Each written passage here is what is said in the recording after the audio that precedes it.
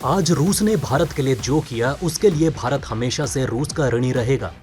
भारत कभी नहीं भूलेगा कि रूस हमेशा से भारत के साथ रहा और अब तो रूस ने पाकिस्तान के खिलाफ ऐसा कदम उठाया है जिसको सुनकर आपका भी मुंह खुला का खुला रह जाएगा। दोस्तों, आपको सबसे पहले ये बता देते हैं कि रूस का ये कदम विश्व राजनीति में बहुत बड़ा बदलाव लाने वाला है। जब भारत रूस की मदद कर रहा था तो भारत में रह रहे कुछ ज्ञानी लोगों का मानना था कि भारत ये करके बहुत बड़ा रिस्क ले रहा है।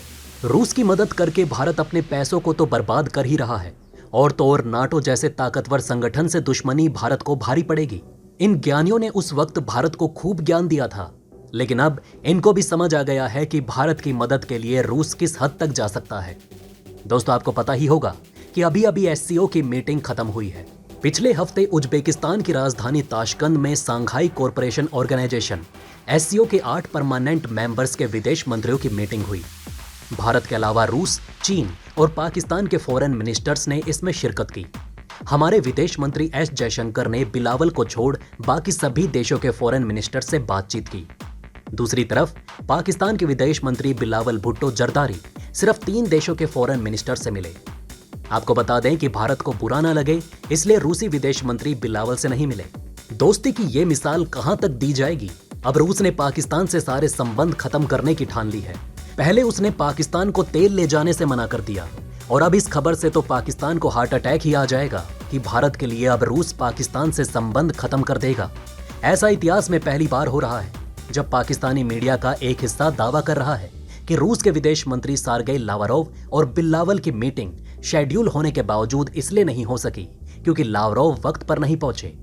रिपोर्ट्स का दावा है कि लावरोव बिलावल से मुलाकात करके भारत को नाराज नहीं करना चाहते थे।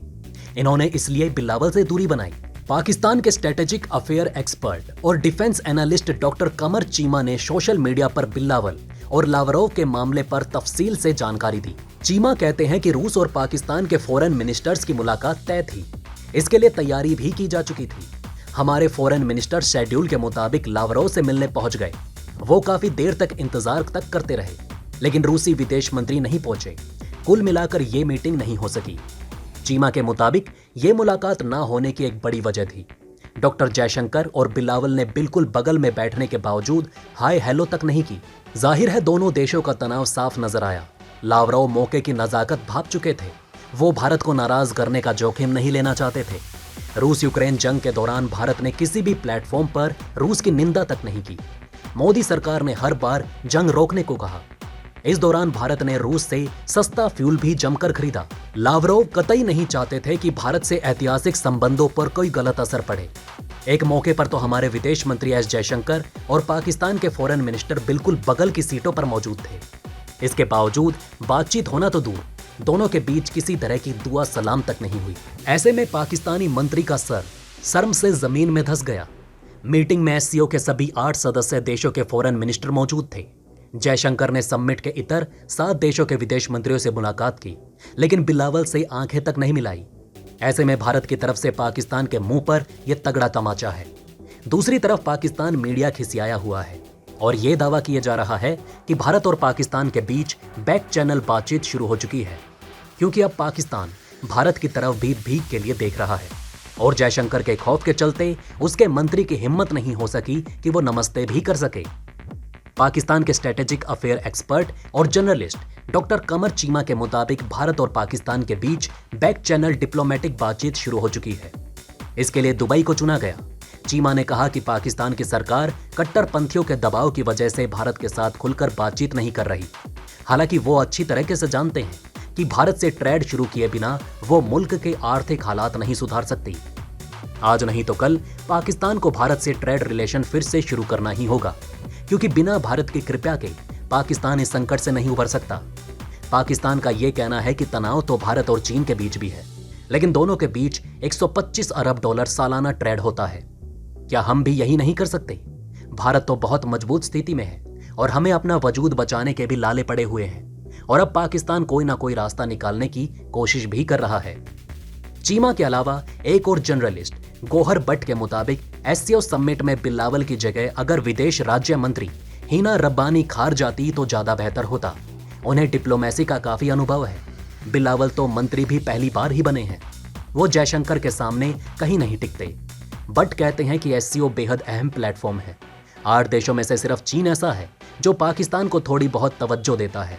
वो भी इसलिए क्योंकि पाकिस्तान में बहुत बड़े इंटरेस्ट और एक तरफा इन्वेस्टमेंट हैं। ऐसे में हीना वहां मौजूद होती तो शायद कुछ फर्क पड़ता।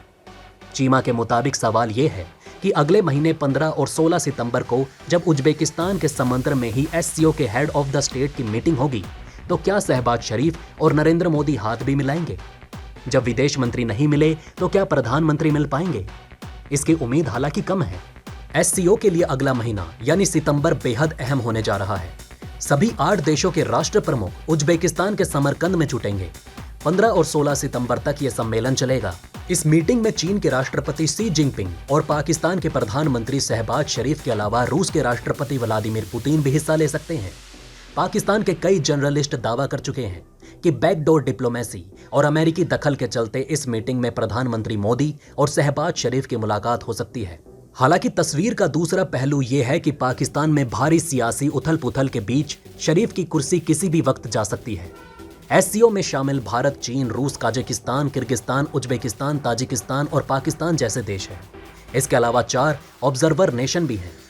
आइए दोस्तों, अब अपनी दूसरी खबर का रुख कर लेते हैं जिसने चीन की हालत टाइट कर दी है। आपको बता दें कि पिच ब्लैक 2022 PBK-22 अभ्यास शुरू करने के लिए 17 देशों के लगभग 100 विमान और 2500 सैन्य कर्मी 2 सप्ताह में ऑस्ट्रेलिया पहुंचेंगे। वैश्विक महामारी के कारण पिछले 4 साल से यह अभ्यास बंद था। इस अभ्यास का उद्देश्य संयुक्त बल की वापसी, अंतर क्षमता को बढ़ाने और विभिन्न देशों के बीच संबंधों को मजबूत करना है। PBK-22 के निदेशक engagement group captain Peter would ने कहा कि विस्तारित ब्रेक के बाद पिच ब्लैक में वापसी देकर उन्हें खुशी हुई।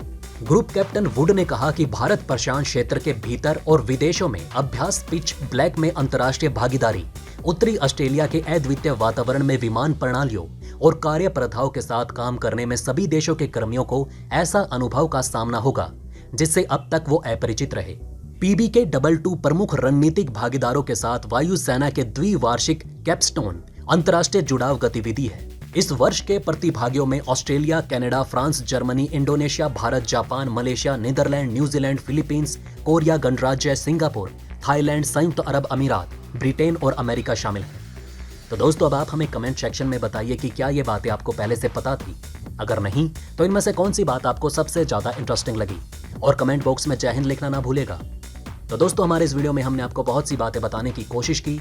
अगर आपको हमारी ये कोशिश अच्छी लगी हो तो प्लीज लाइक करें इस वीडियो को, और इसी तरह की और जानकारी पाने के लिए सब्सक्राइब करें हमारे चैनल को।